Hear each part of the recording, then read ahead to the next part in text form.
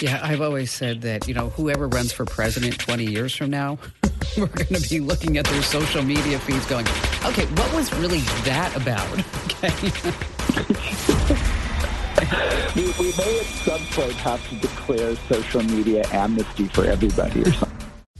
That's Jim Fournier. He's a social media pioneer, and he wants to totally change the course of the internet. And in this Kim Komando Explains podcast, we're going to be talking all about social media. But let's start off with a little game show. Love that. Okay, it's a pop quiz. Ready? Answer this question. What percentage of adults in America use social media? Okay, think about it. From Facebook and Twitter to Snapchat, Instagram, we're totally spoiled for choice. There are more ways to showcase your life and get it out there than ever before. I mean, back in the old days, you showed off buying a fancy car or having the greenest lawn in your neighborhood just by asking your neighbors over. There was even a phrase for it, keeping up with the Joneses. And we all want to fit in. But here's the kicker. The feelings are still there. We still compare ourselves to others. We look around to see how our friends and family and neighbors are doing. And maybe even if it's just in the back of our mind, we try to measure up. Well, in the old days, if you wanted to shut down those feelings of jealousy, you could just close your curtain, right? You could block that fancy car out of your view. We don't have that luxury anymore. Even in your home, you have intense pressure from your peers, family members, and friends showing you how great they are and what they're doing. And meanwhile, you're still sitting at home living the pandemic dream. But social media can be good. It's a great way to connect with folks, but they also do a number on your mental well-being. Okay, so now the answer to that pop quiz. What is the percentage of American adults on social media? You ready? The Pew Research says that about 70% of American adults use social media. That was in 2020, and I'm sure the numbers have gone up since then. There's a 90-minute Netflix documentary called The Social Dilemma. If you haven't seen it, you really should. It's all about how social media manipulates every single one of us. Listen to this to just give you an idea. What I want people to know is that everything they're doing online is being watched, is being tracked. Every single action you take is carefully monitored and recorded. A lot of people think Google's just a search box and Facebook's just a place to see what my friends are doing. What they don't realize is there's entire teams of engineers whose job is to use your psychology against you. There's no doubt that social media has a huge impact on all of us, on what's happening in the world. I mean, just think back to the Capitol riots in January. Facebook and Parler were raked over the coals for their roles in these riots. Because not only can people meet up and organize on these platforms, but they find other people like them, and they build groups around them. And then there's the whole issue about fake news. Fake news online spreads 6 times faster than real news. And it's still just amazing to me that there are 65% of American adults who think that Facebook has its own news department. What? Yeah, they believe that. But is it possible to recreate social media? Is it possible to go in there and say, you know what, this is what we've done wrong. We've opened Pandora's box and we can't close it. But we have a better idea, a place where people can go in safety. They don't have to worry about trolls or advertisers and marketing companies collecting every single thing about them. Could there be a new social media network that could really compete against Facebook? Is it possible? Well, when I heard about this new social media platform that wants to do it just exact that, I wanted to know more, and I knew that you would too. So stay right where you are. This is going to be an incredible podcast.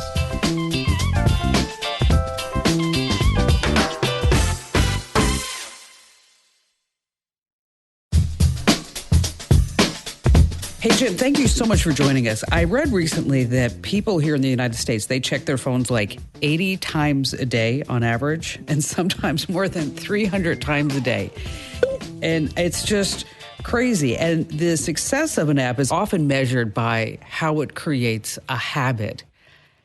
What do you think about social media companies in their role of making us pick up our phones time after time and look at Facebook, Instagram, Snap, TikTok, you name it? Well, I think it in some ways resembles more an addictive drug than a service.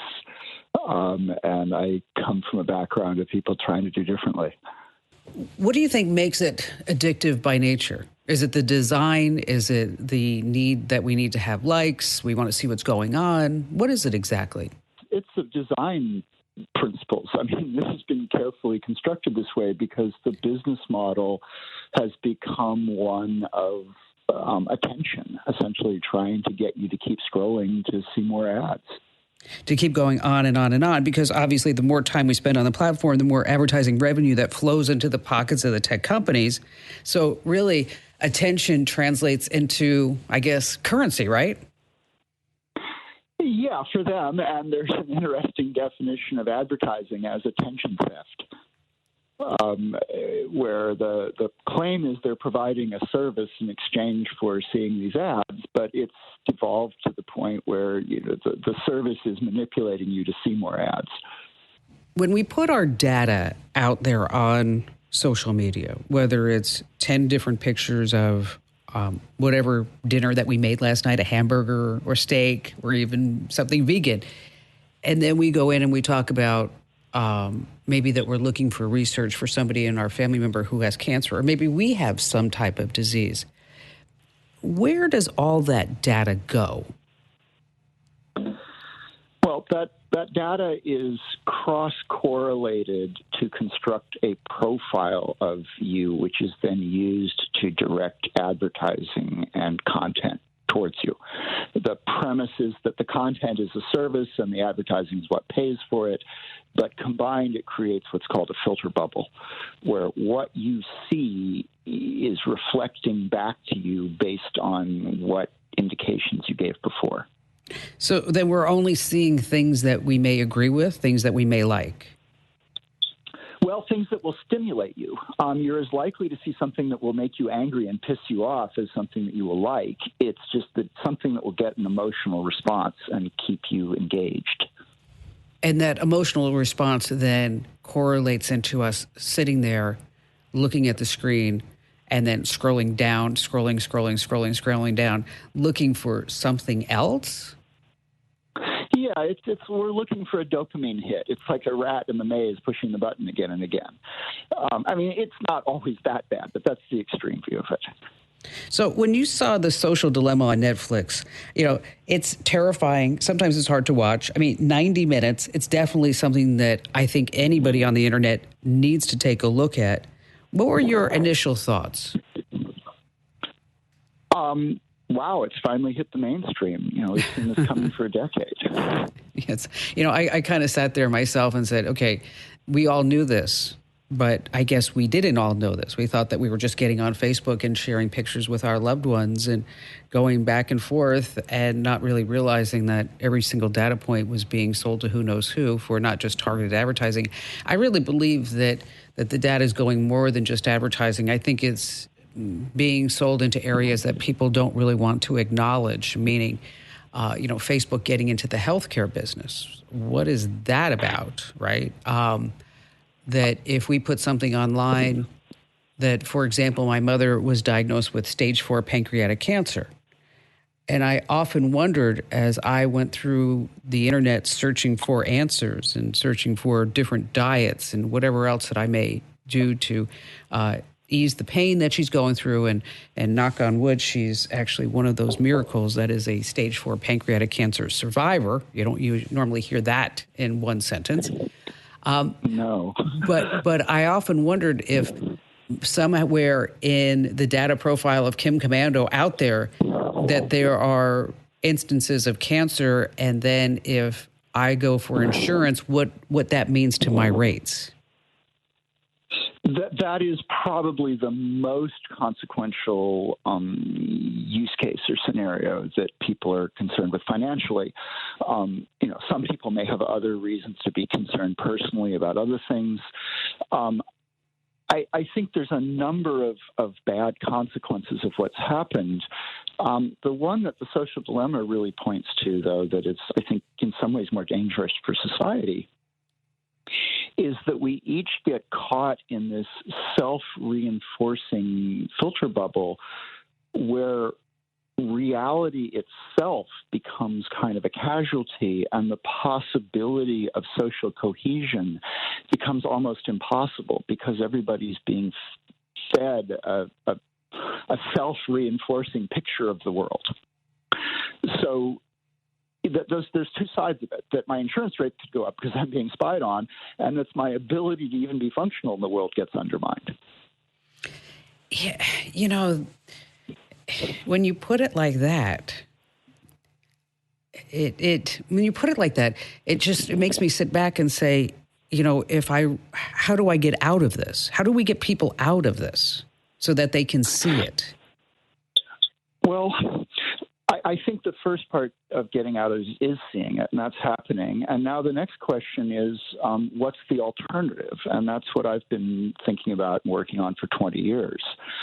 And there is a completely different internet possible that would restore reality and would restore real income flows for journalism. And that would actually let people connect with companies safely to engage about products and services that they want. And it's a massive sea change from where we are, but many players in society would be better served by it. Give me an example of a big problem that your solution is going to solve. Well, I'll give you the biggest problem that nobody's ever heard of. There was an IBM Harvard study a few years ago that said that bad data quality, inaccurate data, costs $3.1 trillion a year in the U.S. That's 12 times the value of digital advertising globally. Now, they probably pushed that number pretty far to count a lot of things you can't fix. But even if it was a tenth of that, it would still be bigger than global digital advertising. This is just the fact that companies that do business with people can't keep track of the right address to send them a catalog and so on. And the way to fix that would be to actually create a situation where people share data with companies that aren't Google and Facebook under their own control. And in exchange for that, the companies promise to treat them with respect under enforceable game rules. And we've actually built and proven technology to do that.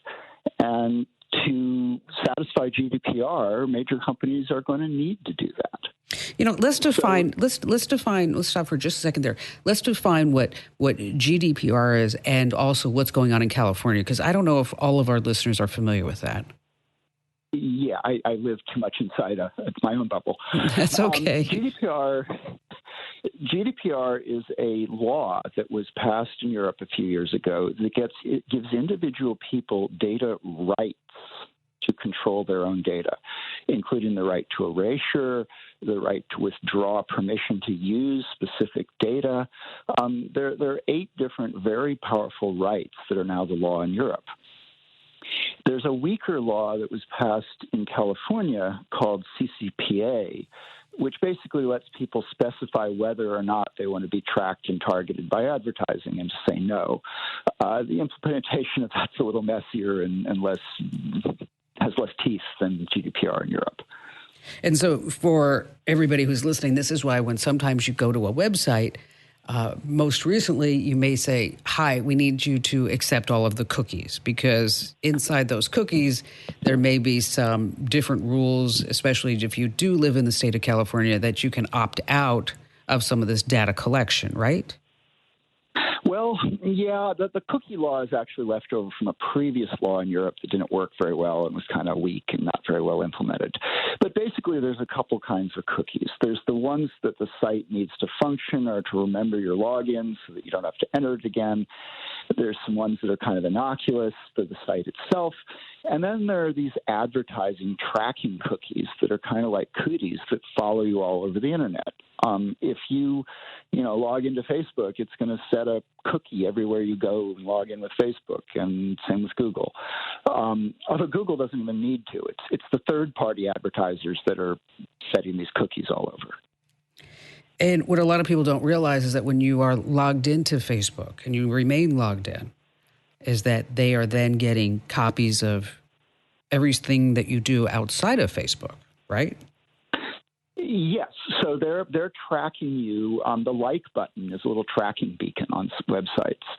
But also they're buying data on you to assemble a profile to sell to advertisers even beyond what they can do by tracking you themselves. And on the other side, Google is trying to get rid of cookies because they don't want competitors. They want to be the only one that can track you across the internet. So there's a lot of fairly disingenuous things going on, but it comes down to largely these two dominant players that control most of this. You know, when we come right back, we're going to talk more about cookies and your privacy. We're speaking with Jim Fournier. He's the CEO of a company called True Social. So stay right where you are. We need to say a special thank you to our partners in this podcast because they make it all possible.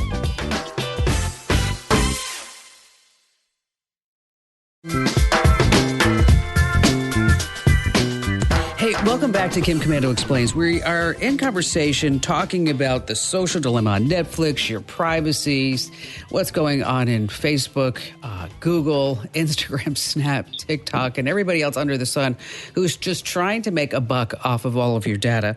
So, Jim, we were just talking about privacy and cookies. Does it help if we erase all of our cookies, or does it help if we put that no tracking cookie onto our system?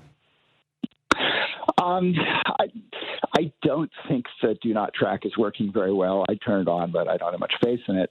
If you're concerned about this stuff, using an ad blocker, using at this point Brave or Firefox, those things certainly help. Not using Gmail helps a lot. There are things you can do, but it's a matter of degrees. If you really don't want to be tracked, you can't use the internet. Yeah, well, there is that. Okay. That's funny. If you don't want to be tracked, just don't get online, which is so unrealistic. No problem. So you talked about misinformation and that big number that's attached to it. What is the next problem that you see with the internet as it exists today? Well, we're coming from the other side just in trying to create a good quality information network on the internet. So True is establishing something the academics call data provenance. It's a term that came from art and wine, where you can tell the chain of custody who had something before, so is this legitimate or not? We call it the True Line. It's a digitally signed record of where something was first posted, reposted, published, republished, and by whom. And so we create a system that anchors that within True in a platform, but ultimately across sites on the internet. Okay, so you go to the original source and you authenticate that's where it is. We're starting this more from what's been called the blogosphere. More than half the sites on the internet are blogs. That's where mostly things are published. It's everything from writers to little small businesses and nonprofits, and just, an awful lot of the websites on the internet are blogs. And so there's content that's being published that way. And we're creating a way that when that content gets introduced onto True, it starts having a record on True, and as it moves between sites that have representations on True, and that creates a chain of who introduced something and who republished it. And then we're working towards a model where you can actually earn sponsorship revenue when your content gets republished on a sponsored site. And this creates a food source, an alternative to the way ad tech works now. Because if we don't create a way to actually both validate content and earn income from it, we can't create any real viable alternative to what's going on now. So anytime you introduce anything into the public platform on the internet, the trolls, the fake news, everything else comes out, right? I mean, let's just face it. I have never seen such anger in my entire life as I do when I post something that what I think is pretty benign. Like, for example, when Rush Limbaugh passed away, I went onto my Twitter feed and Facebook feed because, this is the industry that I'm in. I'm on 473 radio stations. This is a big deal. And I really believe, and I actually sent Rush Limbaugh a letter a couple of years ago thanking him. because without him, I don't know if I'd be sitting here right now. So when he passed away, I went on Twitter and I said, you may or may not have agreed with his politics, but there's no doubt that Rush Limbaugh was a pioneer and he reinvented the radio industry. And for that, I'm internally grateful. That's all I said. Because I am not a political show. I don't go into politics. Oh my gosh, I had people like leaving me messages like, oh, I hope that you have a long, painful death like him, Kim Komando. Like, you know what? Really? So how do you prevent that type of, I say you use the word stuff, from occurring?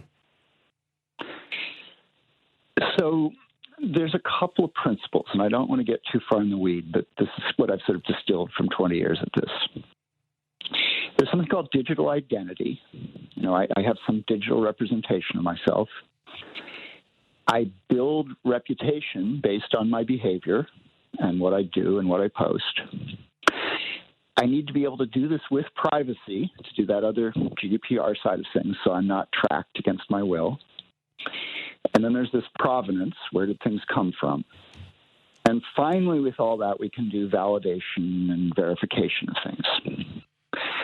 The problem with, say, Twitter is that you're in a space where there's really no good identity or reputation. I'll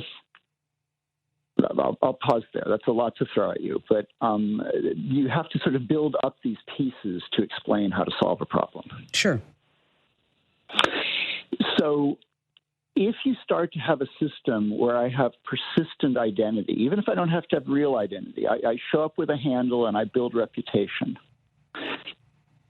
And then I can show up in real social spaces.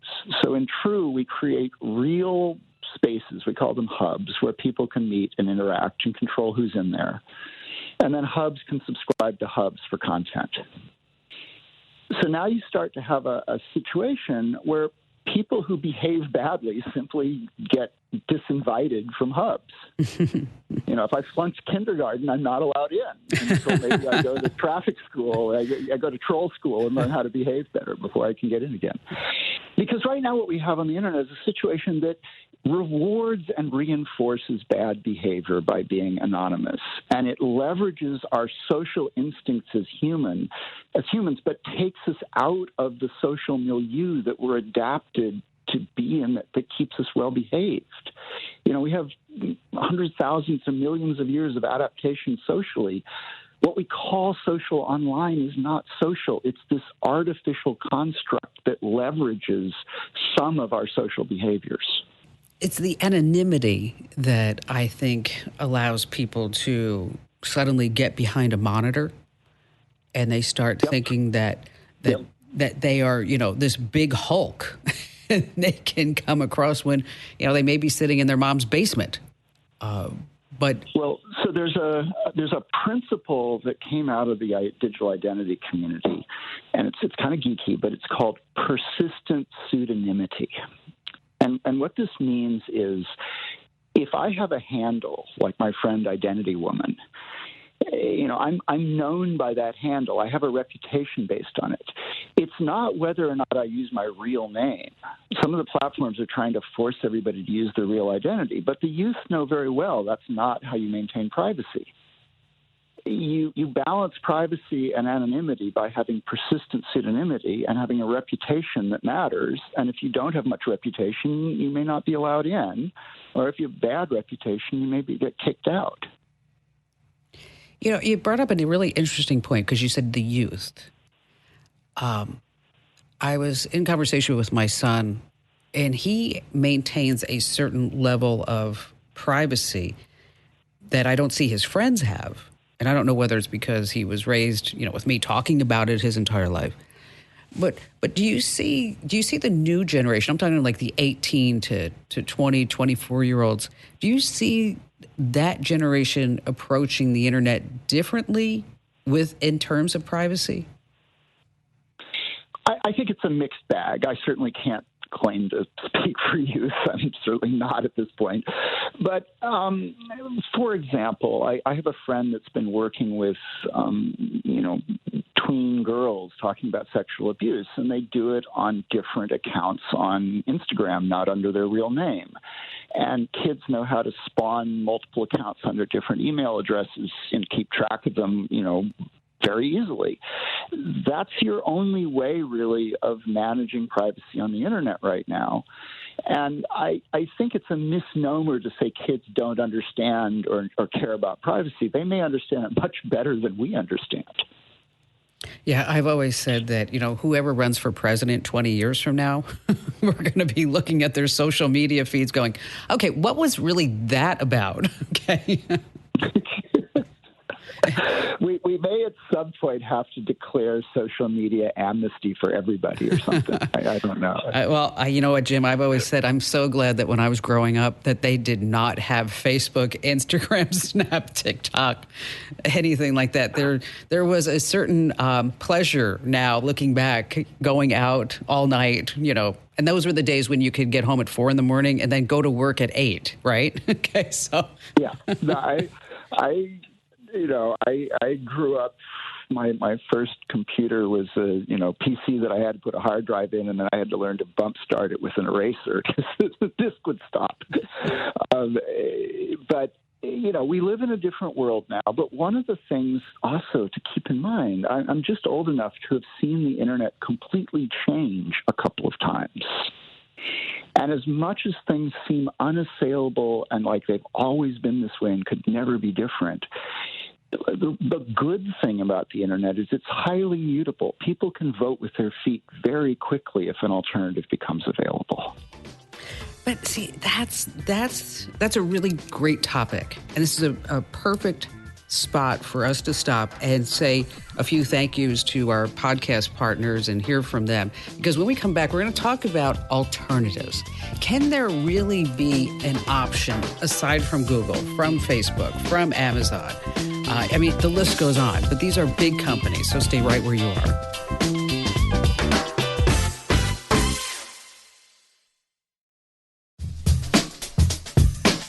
Hey, welcome back to Kim Komando Explains. We're speaking with Jim Fournier, the CEO of True Social, and we're talking about so many different things: privacy, social media, what's going on with the internet.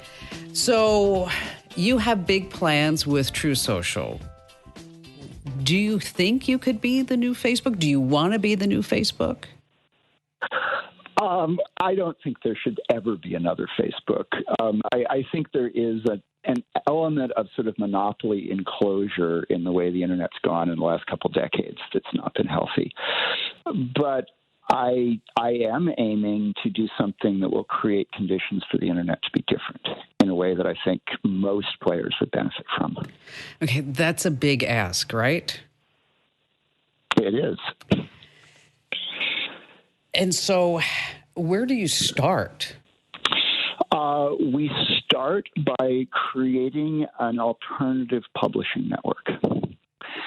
And we create a system where people can publish from their blogs into this network, and people can get on the network and create real social groups where they can interact privately in ways that feel actually social. And then groups can subscribe to groups to republish content. And then that content can earn sponsorship dollars all the way back down that chain. Just by chance, do you have, I can't think of his name. Is it Jason Lanier or Jared Lanier? Jaron Lanier. Jaron, yeah. I can't quite call him a friend, but I've known him all the way back to the VR days. Because I'll tell you, he's fascinating. I've had him on the show a few times, and his whole premise is that he wants to create an internet where a family of 4 can probably earn $25,000, $30,000 a year off of their data. Well, yeah, I know Jaron. He's one of my favorite thinkers. There's been a lot of talk about people monetizing their own data. I don't think I have time to get into it, but I think that I don't think that's quite the model that's likely to work. I think it's more likely that we could create an alternative to online advertising as it is now, which actually studies are showing doesn't even work any better than random. Which I believe. Well, it may work worse than random because it annoys people now. But basically our premise is that we could create real sponsorship where, because there's real groups of people gathered around topics or places or area of interest and activity, like good old-fashioned advertising used to work, a sponsor would support that area of interest. They would say something to that population that was meaningful and welcome to them and pay for the privilege. And then if we use network effect to move this ad dollar or the sponsorship dollar back out the chain of where content came from, now you're paying people for good quality content that's worth republishing, and you make a network that's functional. So selfishly, let's say that I put up a piece of content, 5 ways to maximize your smartphone's battery life, or how to find out what Google knows about you, or just pick any other topic that we have on our website. So I go out there and I put that on your True Social network. How would that work? Well, say you publish it from your blog, and you went on True and you created a hub and you subscribed to your own blog's RSS feed. Now your post is on True. Now some other hub that is aggregating, best of content, editors, sees your posts and republishes it, and it gets republished to another larger network. And that network has a sponsor, and that sponsor pays that entity some sponsorship dollars, and then some of those dollars flow back to the entity that republished it and back to you. And because you have a True account and you put your content onto it, you got paid something by a sponsor for that content. So is it paid on a CPM basis? No. It's paid on a per unit of content basis, and it's completely a different paradigm than the existing views-based, click-based advertising mess. Is there a round number that you could give someone that they would say, "Oh yeah, it's worth my while because I can make X dollars per month"? Well, what's happened with AdWords now is that so little of the money spent by advertisers is actually making it to the platforms where the ads appear that it may not be hard to beat that. It's basically going to come down to, within a given network, how much sponsorship dollars is, some company or business or foundation willing to pay to that network for getting in front of that audience. And then we have a model where that gets divided among the parties that created and chose the content that arrives at the big sponsored network. And it's a question of we're going to divide that revenue up so that we end up with 10 to 20% of it, and the rest of it goes on the network.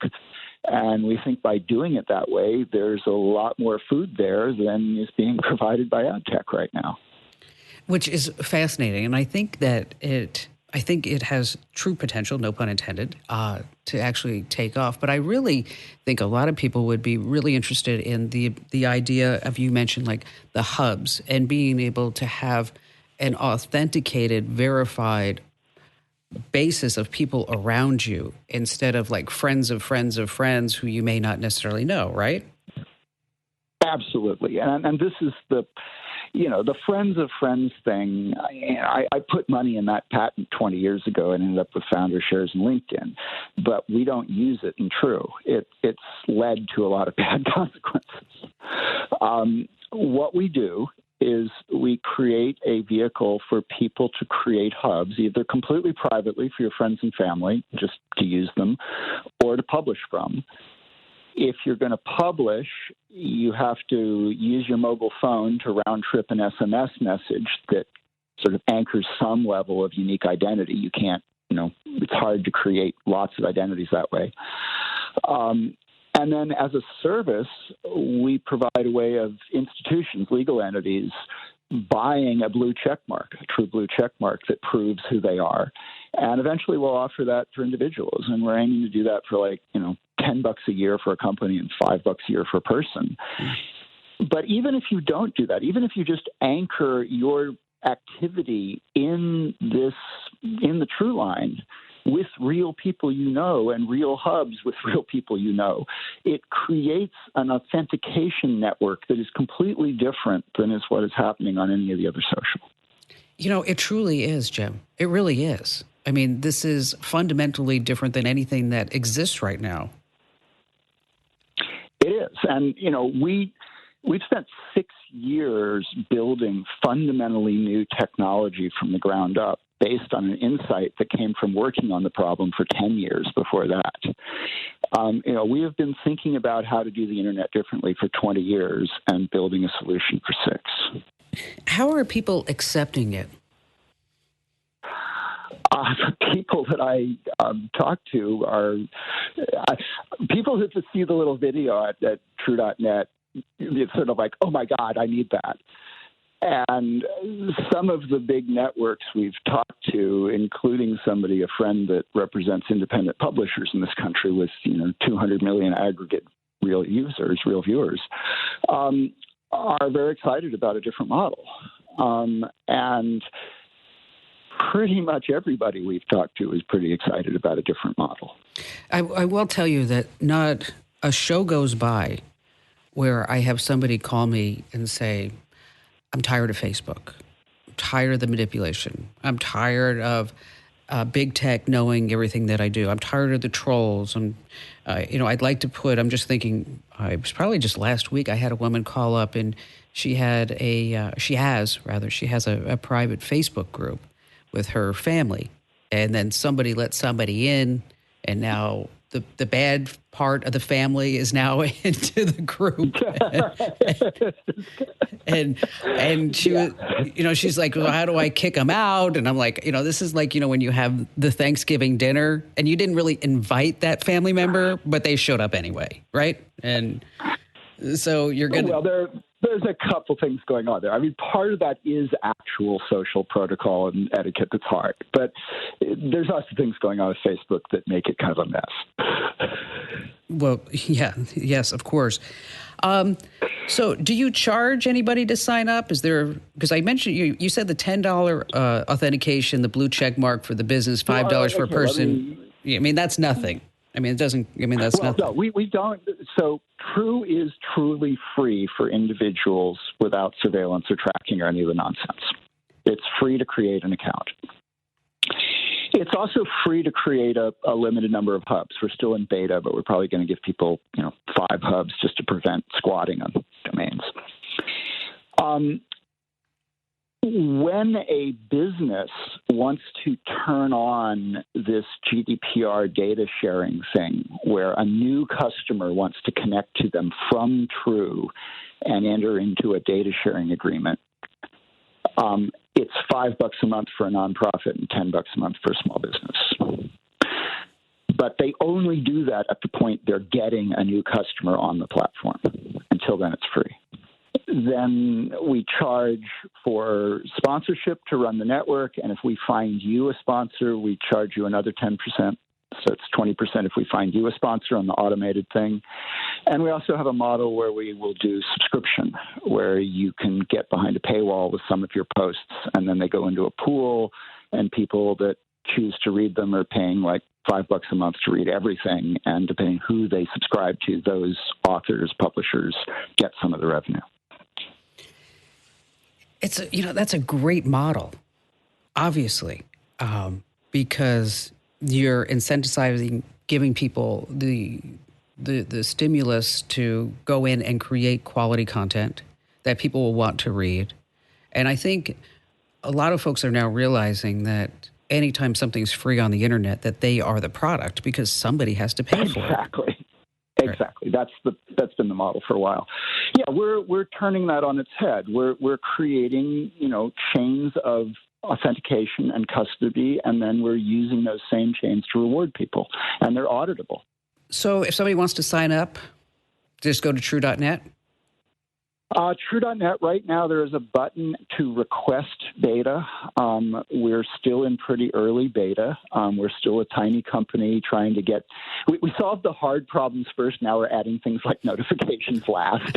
We're so anti-social. That's so funny. And we give you complete control of your notifications. They're for you, not for us. And so when do you think you're really going to roll this out?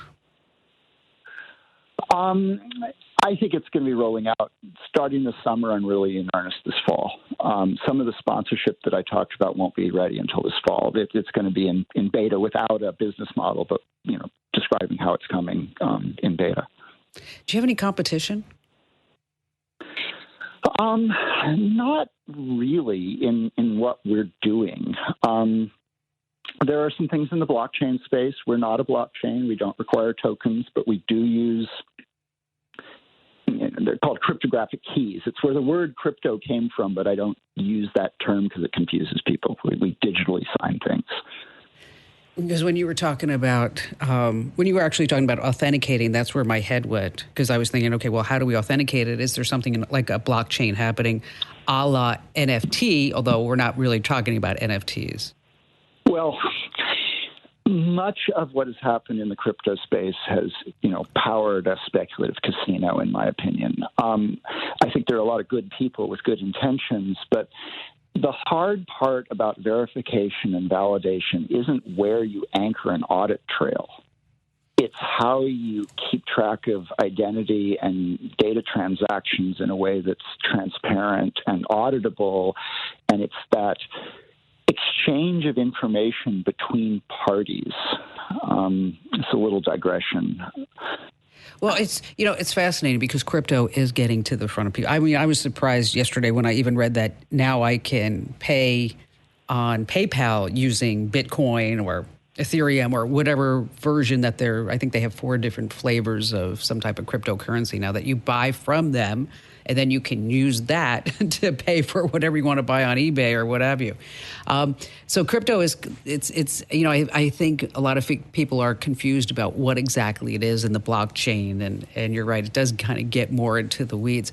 But thank you so much for spending some time with us, Jim. It's really fascinating. And I really hope that this is utterly incredibly successful. I know for one that I'm going to sign up for the beta, and I hope that you will check a box that says I'm okay to get in. And again, folks, the site is true.net. That's TRU.net. Jim, once again, thank you so much for sharing your time, expertise, knowledge, and your philosophies, because we need more people like you that are going to bring some truth to the internet. Thank you so much for having me on. I really enjoyed this. It's a great idea, isn't it? True.net. So what do you think? Do you think it's really going to take off? Does it have the possibility?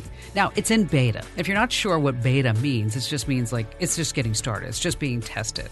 In the summer and fall, you're going to start hearing more about this. But because you listen to Kim Komando Explains, you're on the forefront of technology. And to be on that forefront, knowledge is power.